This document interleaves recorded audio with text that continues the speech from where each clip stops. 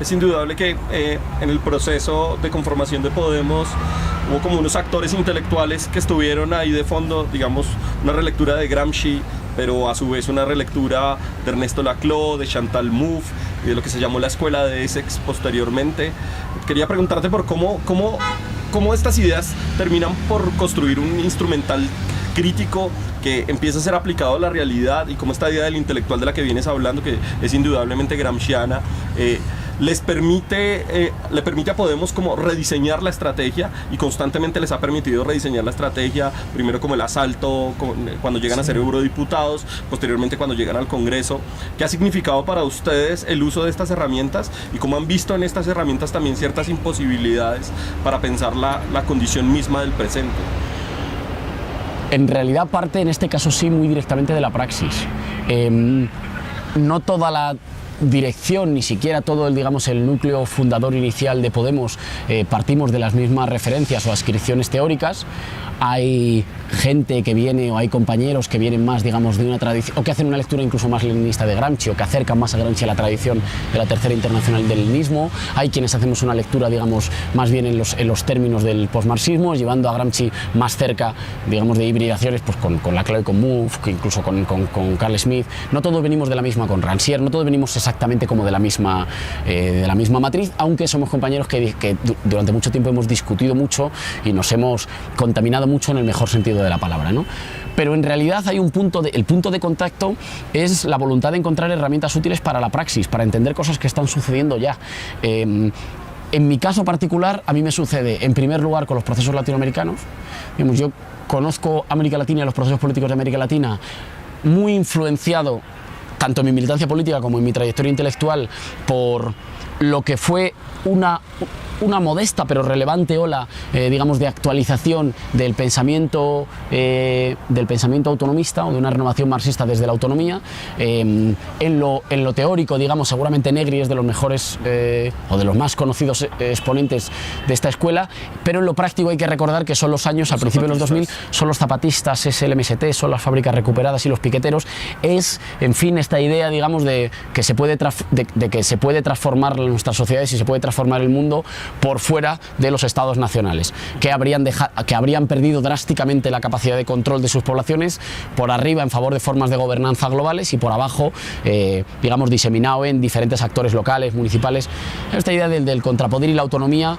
pensando menos en los proyectos estatales. De repente llego al continente y empiezo a conocer una serie de experiencias emancipadoras. Conozco en primer lugar en términos prácticos, y después empiezo a estudiar las tradiciones y las diferentes concepciones de lo nacional popular en América Latina, y empiezo a conocer procesos de transformación a través del Estado, que toman el Estado no necesariamente como un bloque homogéneo y enemigo, sino también como un espacio de disputa y un espacio desde el cual producir o ayudar a producir relaciones sociales, formas de intercambio, formas de redistribución de la riqueza más justas. Y hay un juicio empírico histórico inapelable. Las experiencias políticas que ganan elecciones y conquistan el poder político,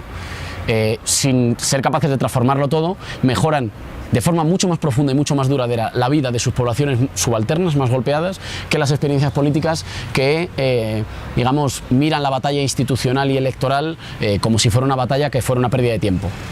La verdad es que cuando se cierra la década de los 2000 y entramos, si quieres, en la década de los 2010, las experiencias políticas que han decidido la batalla por el Estado o la batalla a través del Estado pueden presentar éxitos sociales, culturales, democráticos y civiles mucho más robustos, mucho más profundos que los que pueden presentar las otras experiencias, salvo en casos muy, muy, muy locales. No es menor que muchos de los estudiosos o de quienes se adscriben a esta escuela de carácter más autonomista a menudo empiezan a circunscribir su pensamiento o a fenómenos muy locales o a ciclos concretos de protesta, pero nunca nos explican qué pasa después del ciclo de protesta. Eso significa que en realidad, en torno a las experiencias de procesos populares emancipadores en América Latina, pero también en torno a nuestro incipiente movimiento popular en el 15M, nos empezamos a preguntar qué pasa y por qué una buena parte de nuestras herramientas teóricas y analíticas nos sirven tan poco no solo para explicar lo que está sucediendo, sino para darnos pistas de cómo intervenir para profundizar, fortalecer y articular más lo que inicialmente es un cierto clima destituyente en España, pero que se puede convertir en embrión de una voluntad popular nueva. En ese sentido, se empieza a producir una discusión de hibridación, digamos, entre lo fundamental de nuestra reflexión y de reflexiones cercanas sobre lo nacional popular en América Latina,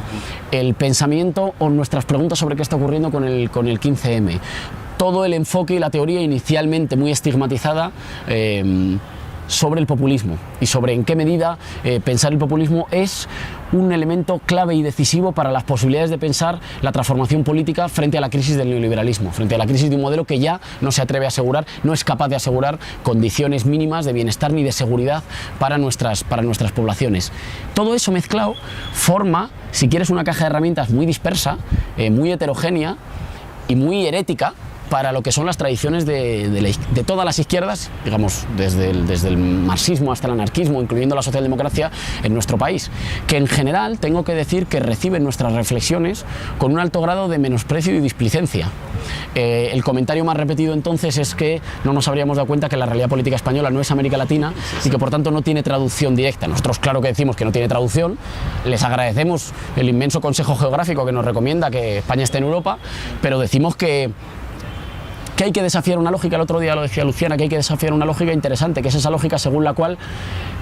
en Europa se producen categorías políticas universales y en América Latina se producen categorías políticas que solo valen para América Latina. Sí, de tal manera que si tú estudias el sistema político alemán, eres un politólogo, y si tú estudias el sistema político colombiano, eres un latinoamericanista. Exacto. Esa es un tipo de mirada marcada por el eurocentrismo y por la colonialidad del saber. Exacto. Ahí quería hacerte una pregunta, digamos, definitiva, de hacerla aquí en Colombia, en Bogotá, y es particularmente por esa influencia fuerte de los procesos latinoamericanos en tu formación y en la configuración misma de la irrupción de movimientos contrahegemónicos al interior del sur de España, del sur de Europa concretamente.